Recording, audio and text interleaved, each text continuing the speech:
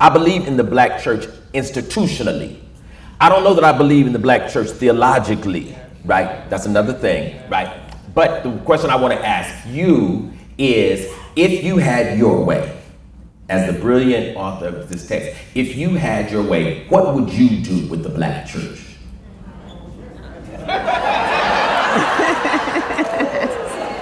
Lord. Now you're trying to get me canceled. I'm getting fired. You're fired, right? And I'm going to get canceled on the same day. On my day off, on Saturday. Come on, man. So one, I would really suggest that folks read the essay in the book called Church by Anthea Butler. I loved it. I am not a theologian. In fact, when I occasionally get invited to give a talk at a church, I get worried that I'm gonna burst into flames when I'm in there. I'm not a religious person myself. I think that if we look historically at the role of the black church, the black church was always, even from the time of slavery, a place of political organizing, of liberation organizing. Because the black church was really the only place that black people could gather and not be under white supervision. Right. And so they really were founded as these radical places that were not just about telling black folks to get their reward when they die. Right, but believing that the God of, that led the Israelites out of slavery also believed that they should not be enslaved. That's right. And that they had a right. It's not incidental that so many of our most famous rebellion leaders were literate preachers. That's right. Right? Nat Turner, Demar Vesey. Yes. When they read the Bible called them to fight for the liberation. This is why they had two Bibles. They had a slave Bible that stripped out slaves obey your masters. Yes. Right. It stripped out, now I'm forgetting what's the Exodus? Moses. Exodus. The Moses story. Mm-hmm. So the Bible for slaves did not have the chapters that would lead them to read them and say, oh, okay, well, maybe we need the Exodus ourselves, right? So when we look at that tradition, when we look at so many of the great leaders of the civil rights movement, were reverends, right? That's right. Reverend Fred Shuttlesworth, of course, Reverend Martin Luther King. You could just goes on and Lawson, absolutely. You could just go down the list. That's right. Now there are, of course, we're always churches that we're not doing that. Sure. But I think when you look at now the role of the church, that we are losing a lot of that tradition. That social consciousness. Yes. Right. Certainly the rise of the megachurch. Right.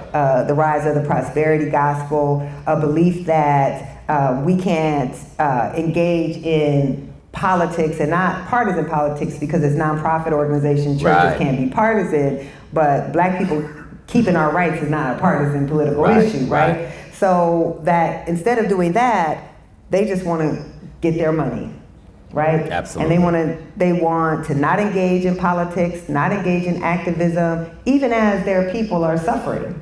So I think that we, I've been very disappointed. And it's not to say that there are not any pastors in any churches. Many of them. Certainly there are. Sure. And, President Obama came out of that tradition with Reverend Wright and coming out of the Black liberation theology. And then what happened? Right. So I wish that we would see, and this is really the same thing I would say for a lot of HBCUs, is we get so afraid of losing funding. That's right. We get so afraid of being punished politically that we end up not fighting for the communities that need us to be fighting for them. Yes. Absolutely. And what I always say is it worth it? Right? That's right. Is it worth it to lose your soul?